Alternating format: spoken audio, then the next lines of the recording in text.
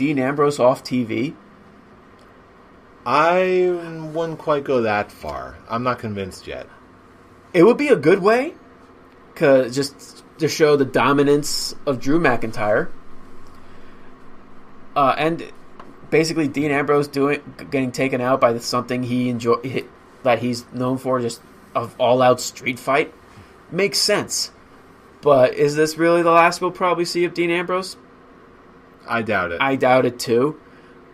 A part of me feels like they're going to triple powerbomb Brock Lesnar, but that's just fantasy booking on my end. But when it comes to I don't want to see Baron Corbin versus Roman Reigns at Mania. I want to see Drew versus Roman Reigns because we know that that's actually going to be an awesome match compared to the first one. There's one thing and one thing only that's giving me a little bit of pause right now. And that is, because it's so soon after Roman is coming back, they're going to want to rig him up with some wins. And when it comes down to the inevitable Roman versus Drew McIntyre match, I would want Drew McIntyre to win that match, and be totally elevated. Because I feel like if they were to pull the trigger on it now, there's too good of a chance that they would want to just put Roman over by default. And that's not what I want to see happen. I just want a good match at Mania. I feel like if they continue this dominance that Drew has started showing on Raw, I feel like, and just putting out a hard-fought battle, something similar to Triple H and Shawn Michaels, to the point where Roman can barely get his arm over Drew. They put in such a big battle. It puts Drew over without winning the match. And so it's obviously it won't be the last we see these two fight each other. We're going to see them fight for the title in the near future. That type of ordeal. It's just okay. If it's WrestleMania, it's pretty much the best going at it. Baron Corbin is not the best. Not by a long shot. He may be being booked as like the leader of this small group of heels of him, Drew McIntyre, and Bobby Lashley, which I think it's going to be Bobby Lashley versus Demon Finn Balor for the Intercontinental Championship at Mania. That will be fun. That is going to be great. But the fact that it's the whole thing of Drew McIntyre being booked as a lackey for Baron Corbin, and especially Baron Corbin, who is not anywhere near the point where he should be the leader. He's just the leader for storylines. When it comes to basically putting on great matches in the ring, you can't think of a single Baron Corbin match that is worth. It's like, now that is a match I would watch multiple times. Which I know if we get Drew McIntyre versus Roman Reigns at Mania, that would be a match that I can go back and be like, you know what? That is a match worth watching again. A WrestleMania match that's worth watching again. Well, we'll see where we go from here, but we're getting AJ Styles and Randy Orton. Yes, and that was a fantastic promo. I dig it. That was a fantastic promo. Good way to actually set up their feud at Fastlane, which continuing more to make Elias even more worthless. Poor Elias.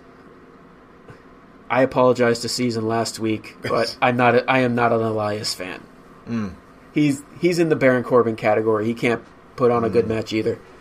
He's a good character. He's just not a good wrestler. Yeah. But again, I apologize to Season last week for those comments because I know how much of an Elias fan she is. But what are you going to do? To each his own. Indeed. Now, speaking of to each his own, bringing it down to the beer ratings, what would you give WWE Fastlane 2019? It was a generally good show. It was it's finally settled these storylines that actually now you have the WrestleMania matches set in motion. This event really didn't need to exist, but the whole point was, yes, it was very predictable, but it was just the question on could it be a good show. The first half was not really a great show. It was an okay show. The second half, however, from, let's see, what was it, 10 matches on the card? Including the kickoff. Yeah, it looks like it. Including the kickoff, the first 4 or 5 matches. Revival was the 5th match. Okay, the first 4 matches were very weak. Revival, the Raw Tag Team, the United States, the WWE, and the Shield match were all great. And the rest of it was just meh. So I'm gonna just, it was just a straightforward pay-per-view. I'm gonna give it a classic goatee, a 3 out of 5.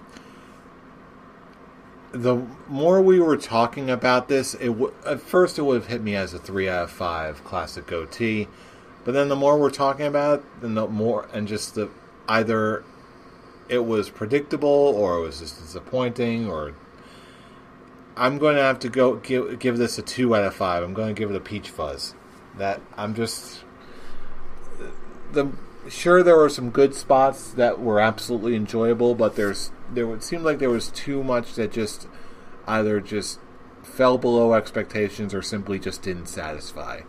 So, yeah, I'm going to go with a 2 out of 5 peach fuzz. That's fair.